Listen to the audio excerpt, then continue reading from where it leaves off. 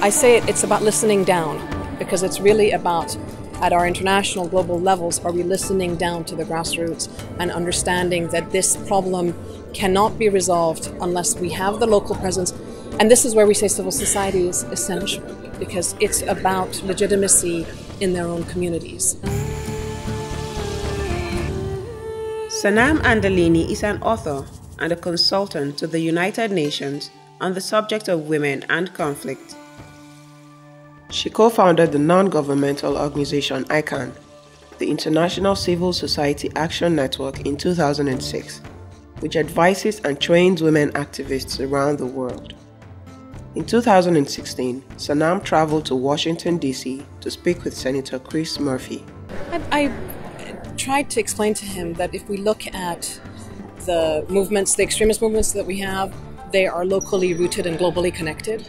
And actually women are the counterbalance to that, that all the women we work with through ICANN, through the Women's Alliance for Security Leadership, WASL, they are locally rooted, globally connected, and they're providing really positive alternatives to what the extremist movement's ideologies are and the work that they're doing. So they are tapping and trying to address the same aspirations and grievances that extremist movements have, but they're doing it through nonviolence and through productive, positive, peaceful approaches, and promoting rights, peace and pluralism, which is really important. So for example, in Pakistan, Payman Trust has been working with Taliban, former Taliban, and their mothers.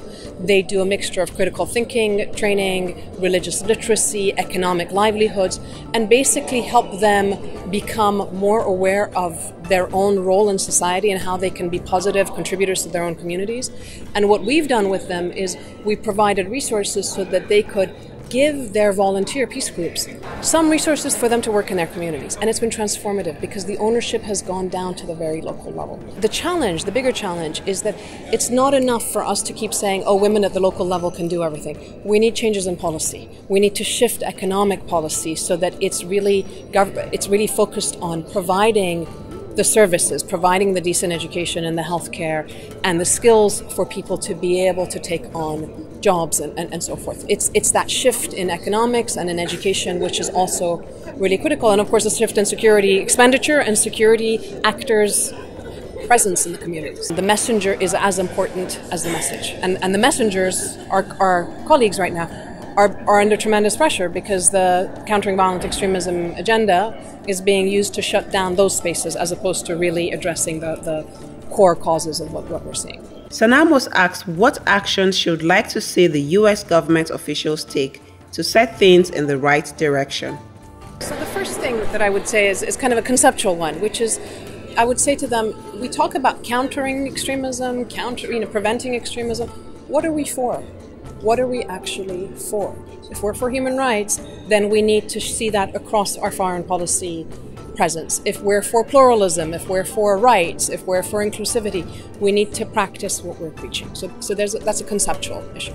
At a political level, I think it's really important to look at the policies that we have, or the Women, Peace and Security Act, the Leahy Law, all these tools that we have, and really put them into practice in each context. So if we're saying women's inclusion matters, then let's do it in the case of our support for Colombia's peace process. Let's do it in this case of our support for Somalia, where right now they're having elections and the 30% quota that women fought for is at risk. So there's a political action.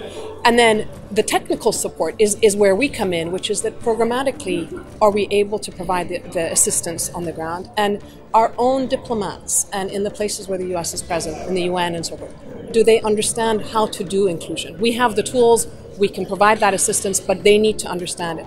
And then finally, it's financial and logistics. So is the money being available in a safe way so that we can get it down to people on the ground without creating more cumbersome challenges for them? And then are we making sure that the logistics are there? If we're having meetings here, can they get visas to come? Rejecting visas for Syrian peace activists to come to the US and talk to us goes completely against the principle of what we're talking about.